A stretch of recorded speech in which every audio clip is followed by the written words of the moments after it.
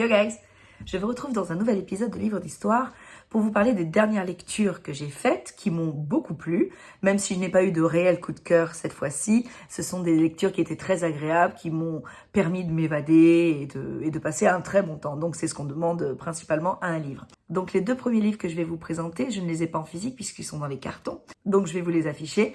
Le premier c'est Throne of Glass de Sarah J. Maas, qui est un roman fantasy et qui m'a beaucoup plu. Je vous en avais parlé. Vous connaissez la version française sous le nom de Kéléana. Et je vous avais dit, il y avait une polémique concernant la traduction française de Kéléana qui avait été juste abominable. Mais ils ont repris la traduction et apparemment, elle est bien mieux faite, bien plus fidèle au roman original. Donc, si vous aimez la fantasy, si vous aimez les romans d'aventure avec des héroïnes badass, je vous encourage fortement à le lire. De quoi ça s'agit-il, Kéléana? Donc, enfin, oui, Kéléana en version française. À savoir qu'elle s'appelle Kéléana en française, mais qu'en anglais, elle s'appelle Selena. Pourquoi ils auraient pu continuer à l'appeler Selena en français? Mais bon, whatever.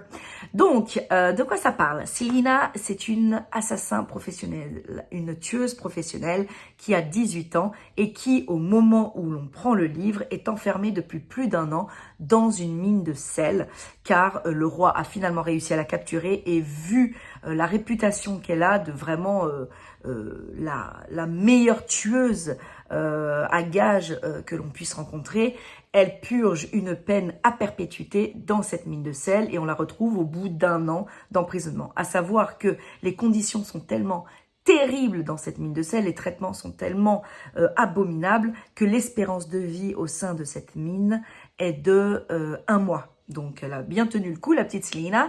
Et au moment où l'on prend le livre, le prince couronné du royaume d'Irilia vient la voir pour lui proposer un marché.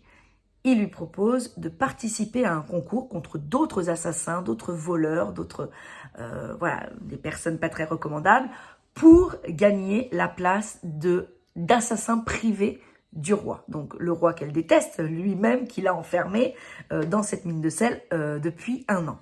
Et il lui propose donc de participer à ce concours, moyennant quoi, au bout de 4 ans de bons et loyaux services envers les services de Sa Majesté, elle recouvrera sa liberté au bout de 4 ans. Donc, elle est très tentée par ça, surtout sachant que la contrepartie, c'est si tu n'acceptes pas le marché, tu restes dans ta mine de sel jusqu'à ce que mort s'en suive. Donc, Selena, elle n'a pas trop réfléchi, elle a topé là, et elle se dit, je trouverais bien de toute façon une manière de m'enfuir entre-temps. Et voilà, l'histoire, c'est ça. C'est l'histoire de cette jeune fille badass de 18 ans qui est belle, qui est extrêmement talentueuse, qui va tout faire pour gagner ce concours et recouvrer sa liberté. Donc, ce livre, il m'a beaucoup plu. C'est un livre de fantasy où il y a de l'action. Le récit était vraiment très agréable. Je l'ai lu... Voilà, c'est plus un roman, à mon avis, d'adolescente, dans le sens où il y a un triangle amoureux. Donc, il y a le prince, il y a Selena et il y a le chef des gardes. Le chef des gardes qui est donc le prince qui est d'une beauté absolue, qui fait craquer toutes ces dames et qui fait craquer Selena. Le prince qui commence à se rapprocher de Selena parce qu'il commence doucement à tomber amoureux parce qu'elle est extraordinaire, parce qu'elle ne ressemble pas du tout aux autres filles qu'il a pu rencontrer et qui lui courent après, etc. Sachant que cet amour est vraiment impossible puisque c'est une tueuse professionnelle, il ne faut pas l'oublier. Donc non seulement elle n'appartient pas à l'aristocratie, mais en plus c'est une voyoute. Et le meilleur ami du prince, le chef des gardes, qui lui est bourru, qui a sa beauté à lui, qui n'est pas donc aussi beau que Brad Pitt ou que voilà, mais qui a sa beauté à lui et qui enfin voilà, Selena, elle sait pas trop où elle en est, elle a un petit peu le cœur qui balance, même si ses sentiments affichent clairement une préférence pour l'un et pas pour l'autre, mais l'autre quand même s'immisce doucement, bref. Donc, je dirais vraiment que c'est un un roman pour adolescentes. Voilà, ça peut ne pas plaire à tout le monde, ça peut être gnangnan à certains endroits. Il y a des choses qui sont pas très logiques.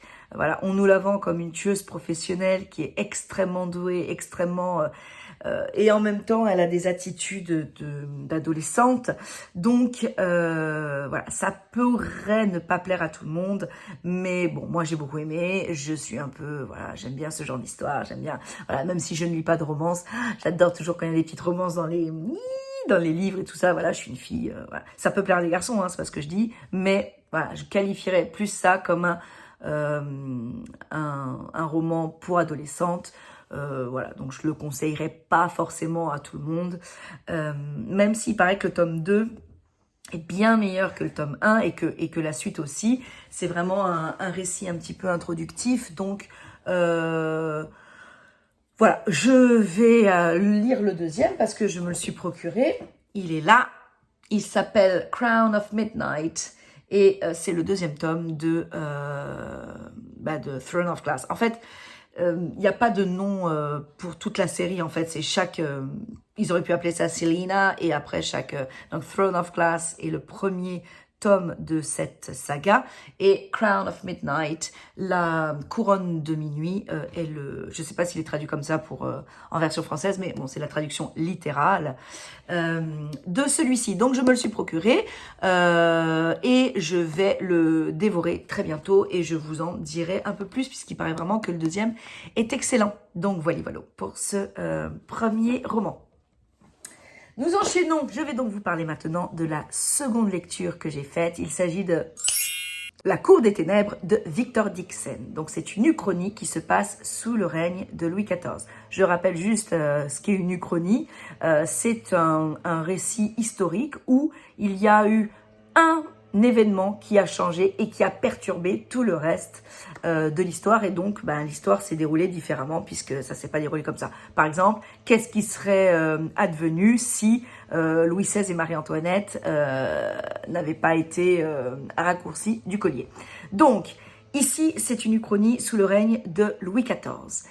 Le pitch de l'histoire globale, avant de rentrer dans la petite histoire. La grande histoire de cette uchronie, c'est au soir de sa vie, Louis XIV réalise un rituel médical secret et terrible qui, en le défigurant, va le rendre immortel et le transformer en vampire. Et ce sera le premier vampire de l'histoire. Et il devient donc Louis l'Immuable.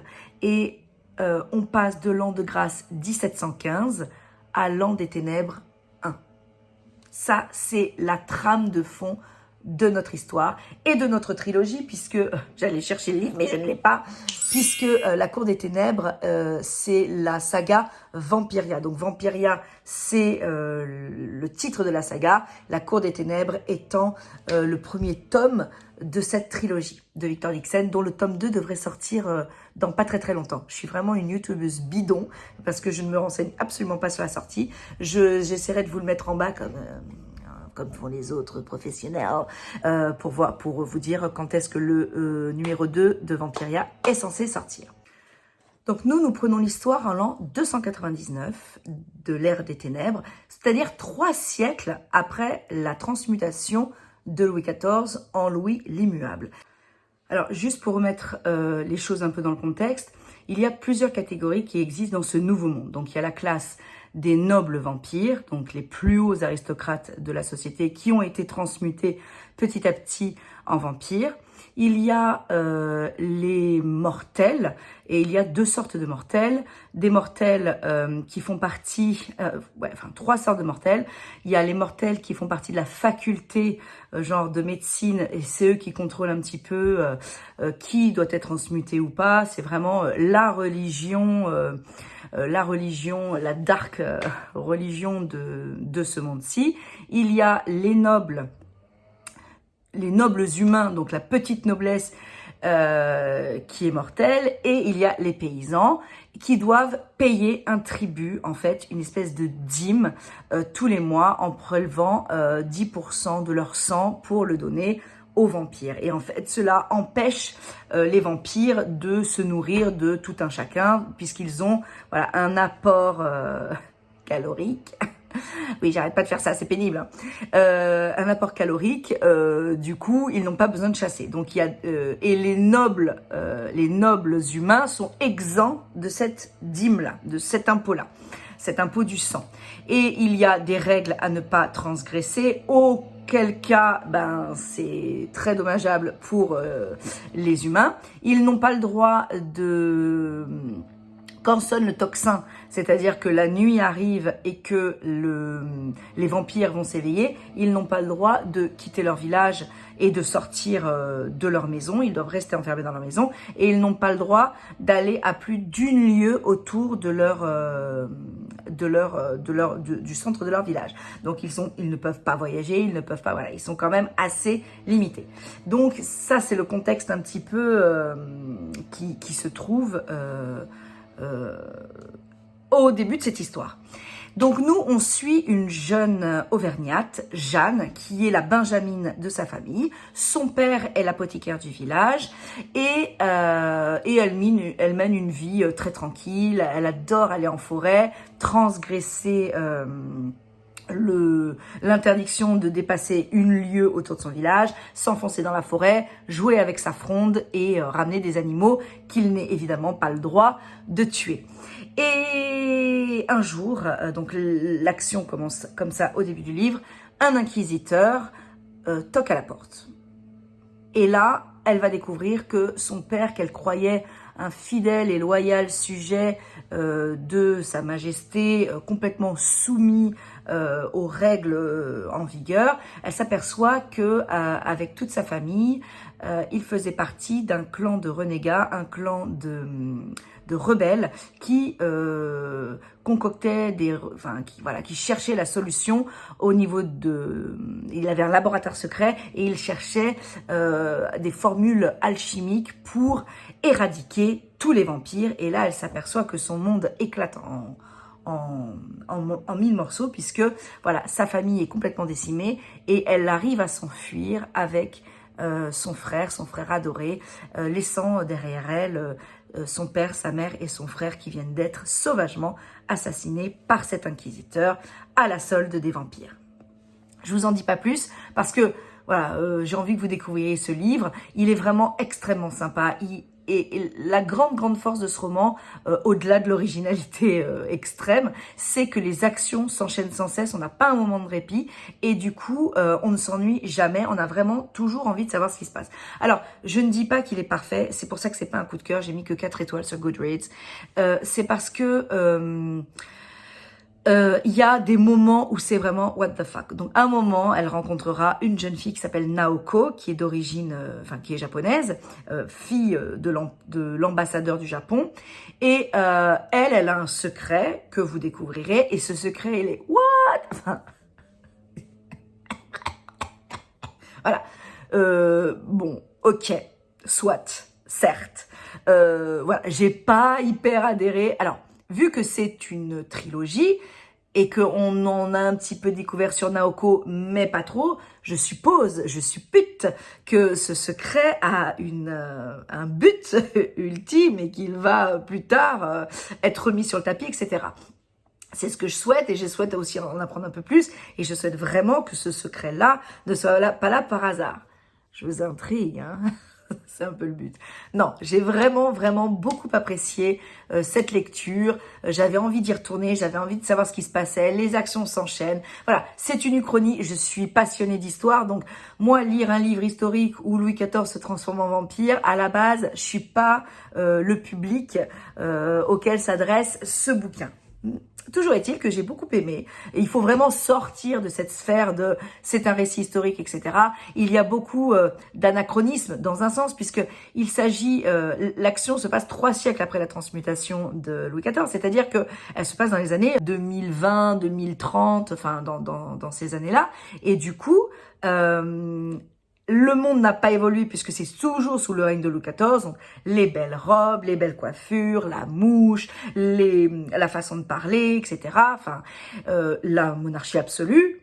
Et il y a aussi y a une évolution quand même au niveau des technologies. Donc, il y a l'eau courante, il y a l'eau chaude, il y a des langages parfois qui sont un peu plus châtiés, qui ressemblent un peu plus à nos langages actuels. Mais voilà. Donc, j'ai aimé ce mélange, j'ai aimé cette histoire, j'ai aimé l'originalité de cette histoire. C'était vraiment sympathique. Et même s'il y a parfois des détails qui m'ont... Voilà, la fin est très bien, j'ai beaucoup aimé l'enchevêtrement, des situations qui s'enchaînent. Voilà, j'ai beaucoup aimé ce livre, je vous le conseille et je vais vous indiquer ici la suite, la suite, donc le tome 2, qui devrait sortir incessamment sous peu. Voilà.